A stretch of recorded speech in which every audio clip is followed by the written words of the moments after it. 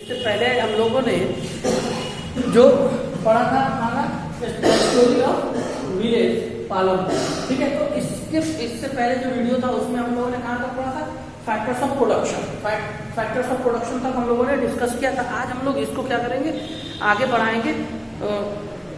How, जो हमारा जो टॉपिक है वो क्या है, how is land distributed between the farmers of Palanpur. जो फार्मर्स थे उनके फार्मर्स है पालनपुर में, उनके बीच में लैंड का डिस्ट्रीब्यूशन कैसे हुआ है। तो देखिए अभी हम लोग पालनपुर में कितने फैमिलीज थे, टोटल 450 टोटल फैमिलीज थे, ठीक है। टोटल फैमिलीज कितने, 450। तो यहाँ पे क्या बोला, उसका 1/3 of total family, total family in Palanpur है मोस्ट ऑफ देम दलित, ठीक है। ये 1/3 जो है वो क्या है, दलित है। दलित यानी ये क्या है, लैंडलेस है, इनके पास जमीन नहीं है, लैंडलेस। जब ये लैंडलेस है तो क्या होंगे, लेबरर्स ही होंगे, ठीक है। तो टोटल फैमिली कितने थे, 450। उसका 1/3 तो 1/3 इसका कितना होगा, 150, ठीक है। तो 150 जो फैमिलीज है, टोटल 150 फैमिलीज जो है तो दलित की है पालनपुर में, जिनके पास क्या है, जमीन नहीं है। उसके बाद हम लोग फिर बात करते हैं, वहां पर क्या है, कुछ छोटे किसान भी है, लेकिन उनके पास क्या है, जमीन है लेकिन कुछ ज्यादा नहीं है। चलो यहाँ पे देखते हैं कौन कौन से। More than the half of the area, more than the half of the area of the village is covered by the plot that are quite large in the size, ठीक है। यहाँ पे एक इमेज देखिए, आपके बुक में दिया होगा, ये इमेज देख रहे हैं, ये इमेज आप देख रहे हैं, अपने बुक में देख लीजिएगा। उसमें क्या दिखा रहा है कि जो लैंड का पैचेज है, बड़ा बड़ा पैचेज है, वो बहुत ज्यादा, यानी टोटल जो कल्टिवेटिव एरिया है, यानी फार्म के लिए कल्टिवेटिव एरिया किसको बोलते हैं, फार्म के लिए जो जमीन होता है, यानी एग्रीकल्चर के लिए जो जमीन होता है, उसमें जो बड़े बड़े पैच है वो कितने, लगभग 1/2 यानी हाफ है। टोटल जो एग्रीकल्चरल लैंड है उसका आधा जो बड़ा बड़ा पैच है, ये बड़े बड़े जो पैचेस है वो किसी एक आदमी का होंगे, ठीक है। तो यहाँ पे हम लोग बात करते हैं, देखिए in the Palanpur there are 60 families of the medium and large farmers who cultivate more than 2 hectares of the land. अब यहाँ पे क्या बोल रहा है, देखिए 1/3 जो क्या हो गया, लैंडलेस हो गए। फिर उसके बाद यहाँ पे 60 जो फैमिलीज है, 60 फैमिलीज जो है, 60 फैमिलीज जो कल्टिवेट करते हैं क्या, मोर than 2 hectare, more than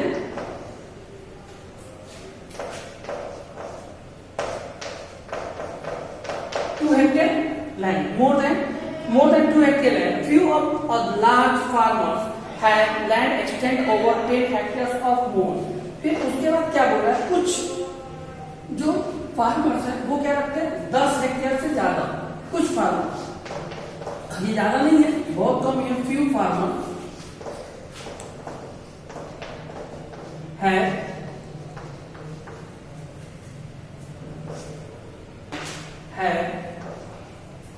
land more than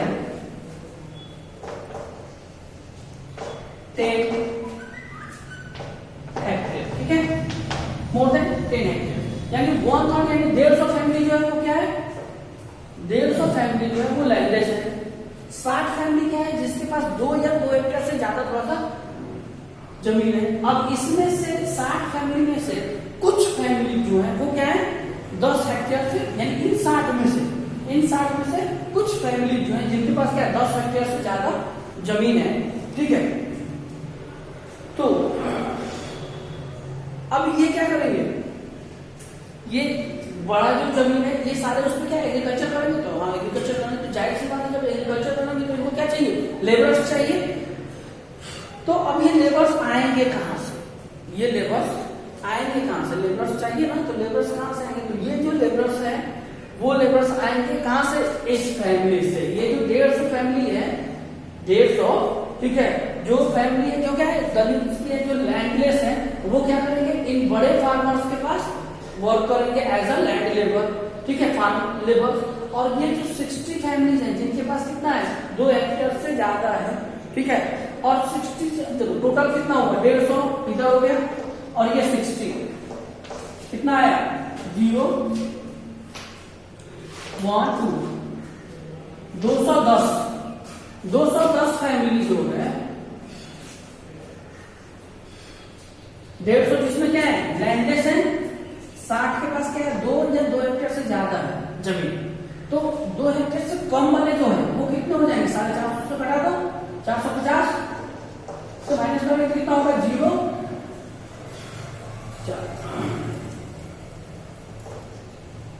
240 families जो है 240 फैमिलीज जो है वो यहाँ पे वो भी हम लिख देते हैं यहाँ पे 240 फैमिलीज है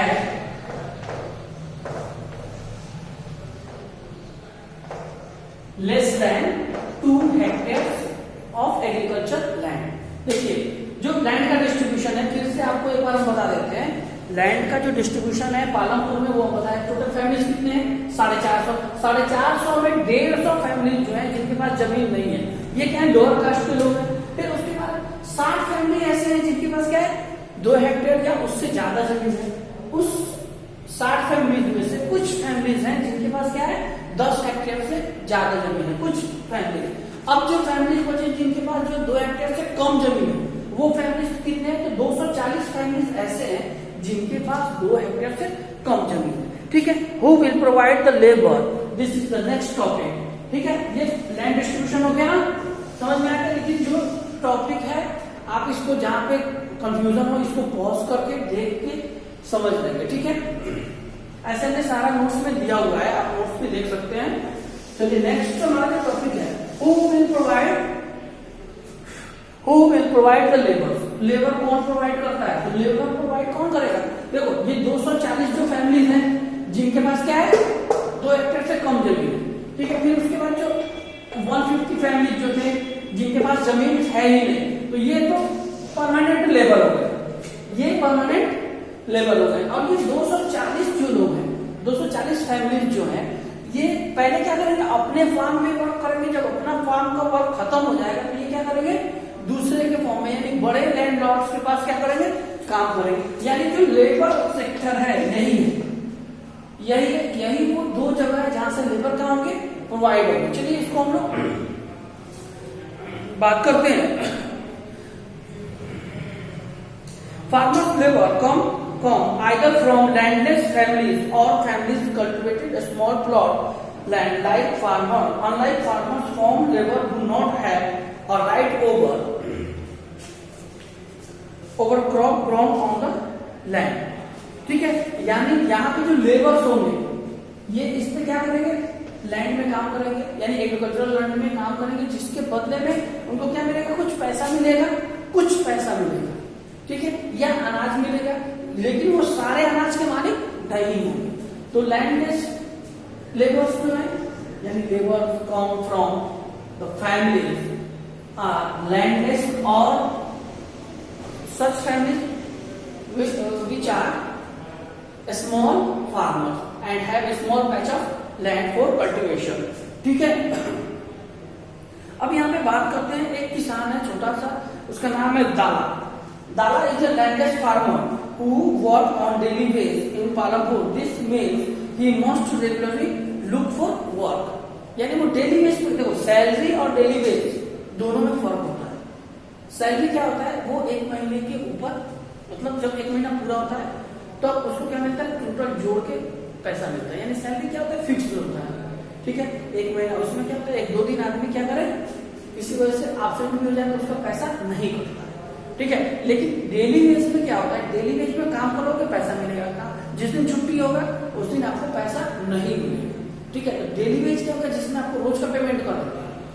हो सकता है कि पेमेंट ना करे हफ्ते में करे, लेकिन डेली बेस में वही हो गया कि जिस दिन आप काम करेंगे उस दिन पैसा मिलेगा, उसी का पैसा मिलेगा। लेकिन सैलरी में क्या होता है आपको पूरे मंथ का ओवरऑल जोड़ के पैसा मिलता है, 1-2 दिन उसमें मस्ती भी होता है, ठीक है। तो सैलरी और वेज दोनों में यही फर्क है। तो जो दाला है वो क्या है एक लैंडलेस लेबर है और वो क्या करता है पालमपुर में ही काम करता है। तो पालमपुर में जब काम करता है तो पालमपुर में क्या है मेन इकोनॉमिक एक्टिविटी एग्रीकल्चर है। तो एग्रीकल्चरल सेक्टर में क्या होता है कि वर्क यानी एम्प्लॉयमेंट जो है वो क्या होता है, सीजनल होता है। सीजनल होता है यानी जब कल्टिवेटिंग सीजन आएगा तब क्या होगा, उसको वर्क मिलेगा। लेकिन जब कल्टिवेटिंग सीजन नहीं हो जाए, जैसे मान लो कि जो कल्टिवेटिंग सीजन 3 है ना, 3 है तो बेसिकली 2 ही हम लोग पढ़ते हैं। 3 है तो कौन, खरीफ और रबी। तो खरीफ और रबी अक्टूबर से मार्च, अक्टूबर से मार्च, जुलाई से अक्टूबर, अक्टूबर से मार्च और जुलाई से अक्टूबर, ये जो सीजन है, इसी सीजन में उसको वो भी पूरे थ्रू आउट सीजन नहीं मिलेगा। सोइंग के टाइम मिलेगा, हार्वेस्टिंग के टाइम मिलेगा और बीच में जो छोटा मोटा वर्क होगा तब मिलेगा। ठीक है, तो एग्रीकल्चरल जो लेबर्स होते हैं उनको क्या होता है, सीजनल एम्प्लॉयमेंट होता है। तो जो दाला है वो सीजनल क्या करता है, वर्क को ढूंढते रहता है। The minimum wage of farm labour set by the government is 300। तो गवर्नमेंट ने कितना सेट किया था, 300 रुपया पर डे। लेकिन in the case of absence of employment, Dala is ready to work at lower price. Dala जो है पालमपुर में 150 रुपए पर डे पे भी काम करने के लिए तैयार है। क्यों, क्योंकि वहां पे काम नहीं है। ठीक है, और नंबर ऑफ लेबर्स जो क्या है, ज्यादा है। There is huge competition between land labours, there is huge competition between land labours and they all try to occupy, try to gain work at minimum wage। ठीक है, दाला गेट ओनली 160 150। ठीक है, सॉरी 150। तो ऐसा क्यों, 300 रुपए गवर्नमेंट ने सेट किया पर डे देने के लिए, लेकिन दाला को कितना मिला, 160। ऐसा क्यों, क्योंकि यहाँ पे लेबर ज्यादा है, काम कम है। तो जो कम से कम में काम करेगा उतने उसी को तो काम मिलेगा। ठीक है, चलिए अब हम लोग बात करते हैं there the capital need in farming. देखो फार्मिंग में जो है capital need,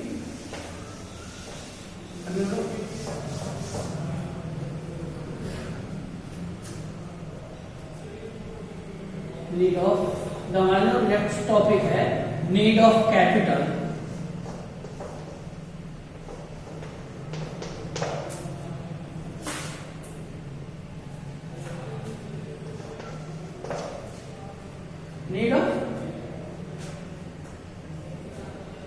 need of capital in farming. हाँ, जरूरी है ना, काम के लिए जरूरी है। टू परचेज क्यों जरूरी है, तो सबसे पहला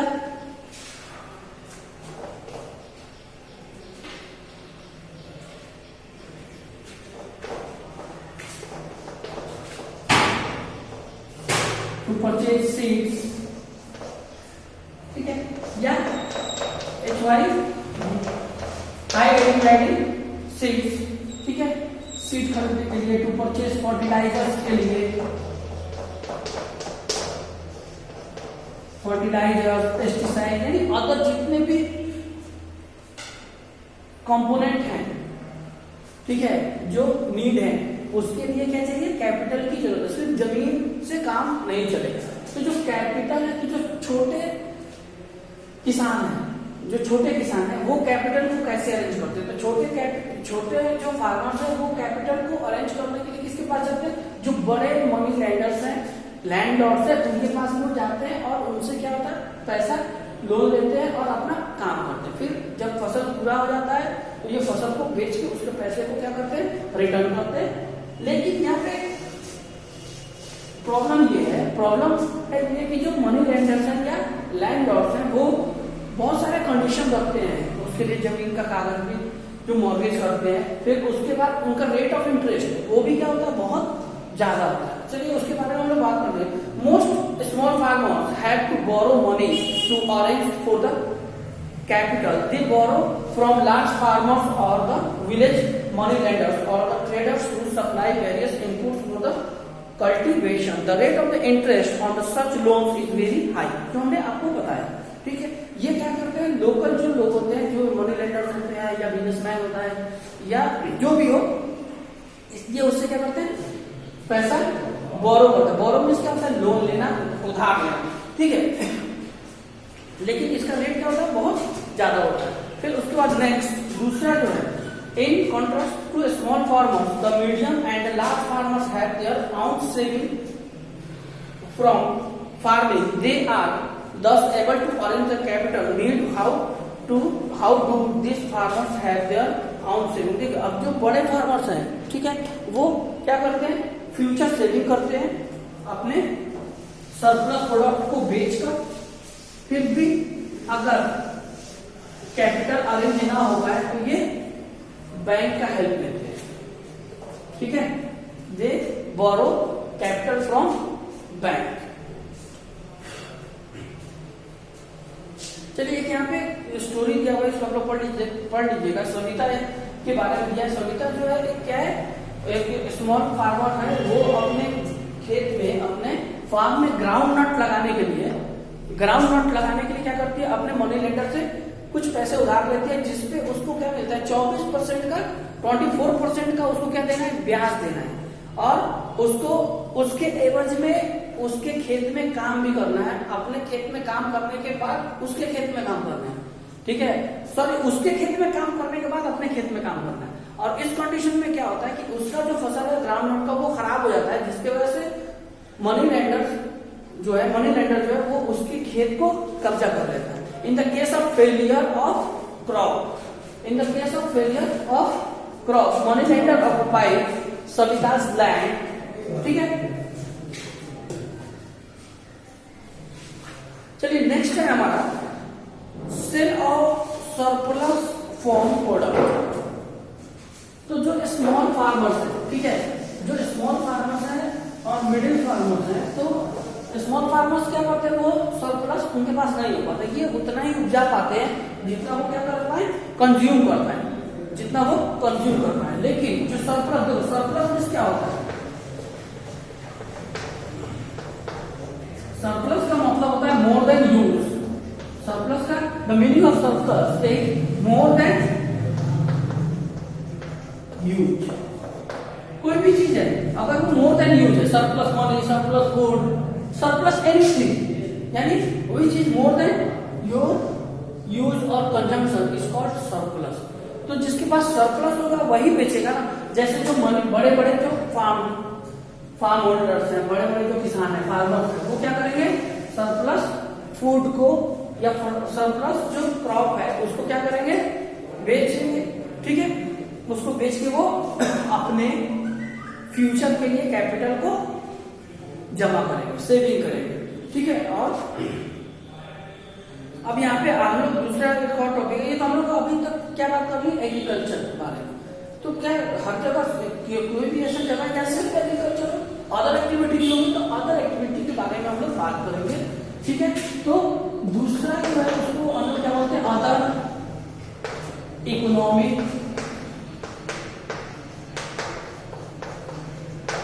एक्टिविटी।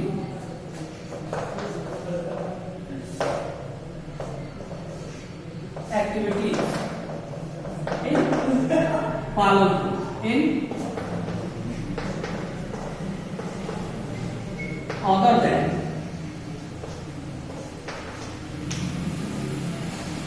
एग्रीकल्चर, ठीक है।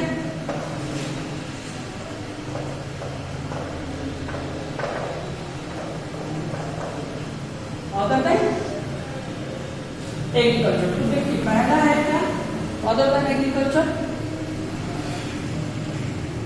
डेयरी या एनिमल हस्बेंड्री, ठीक है।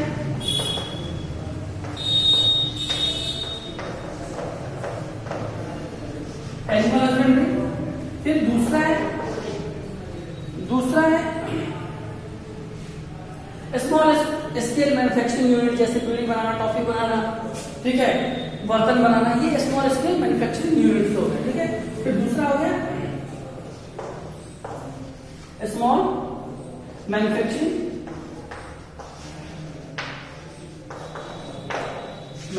यूनिट्स, ठीक है, स्मॉल मैन्युफैक्चरिंग यूनिट्स, यानी इसमें क्या क्या आएगा, पोल्ट्री आ जाएगा, बेंचर्स, मेकिंग ऑफ बेंचर्स आ जाएगा, अदर बैगेज, डॉल्स, ये सब एक्टिविटीज आ जाएंगे। स्मॉल मैन्युफैक्चरिंग यूनिट, टॉफी भी बनाना आएगा इसमें। उसके बाद थर्ड है हमारा द सोप कीपर्स, ठीक है। फिर उसके बाद the soap keepers, the soap keepers. फिर उसके बाद दुकानदार, छोटे मोटे वहां पे क्या है, दुकानदार के। क्यों दुकानदार रहेगा तभी तो वहां पे लोकल लोग क्या करेंगे, अपने जरूरत के प्रोडक्ट को खरीद पाएंगे। तो ये अदर एक्टिविटीज हो गए, अलग है। फिर उसके बाद हमारा चौथा है फोर्थ है ट्रांसपोर्टेशन, ठीक है। ट्रांसपोर्टेशन, तो ट्रांसपोर्टेशन के लिए छोटी गाड़ियां हो गई, फिर बैलगाड़ी हो गया, बुलॉक्स हो गया, रिक्शा हो गया, टांगा वाला हो गया, जीप हो गया, tractor, truck driver and the people driving the traditional bullock cart and bogie are people in the transport service, ठीक है। तो चार वहां पे क्या है, एग्रीकल्चर के अलावे काम है। पहला क्या है, डेयरी फार्मिंग है, फिशिंग भी है, डेयरी फार्मिंग है, स्मॉल प्रोडक्शन यूनिट हो गया। फिर उसके बाद क्या है, सोप कीपिंग हो गया। और जो चौथा हो गया ट्रांसपोर्टेशन, यानी जो आदमी ट्रांसपोर्टेशन में, जो पीपल ट्रांसपोर्टेशन में क्या है एंगेज है, वो ट्रांसपोर्टेशन में काउंट होते हैं। जैसे जीप वाला, टांगा वाला, ये सब रिक्शा पुलर, ठीक है। तो इस तरह से बाबू हमारा क्या हो गया, ये चैप्टर क्लोज हो गया। आपको क्या करना है, इसको एक बार थोड़ली पढ़ना है और पढ़ के नोट्स है, फिर ये जो वीडियो है इसको थोड़ा सा सुनना है, समझना है। और उम्मीद है कि आपको याद करने की जरूरत नहीं। हाँ, कुछ डेटा है इसमें, डेटा जो है कितने फैमिलीज हैं, कितना लैंड है, कितना लैंड लेवल है, ये सब जो डेटा है वो बस एक बार आपको थोड़ा याद करना पड़ेगा। और चलिए फिर हम लोग नेक्स्ट वीडियो में अगला चैप्टर हम लोग पढ़ेंगे, people as a resource. Okay, thank you.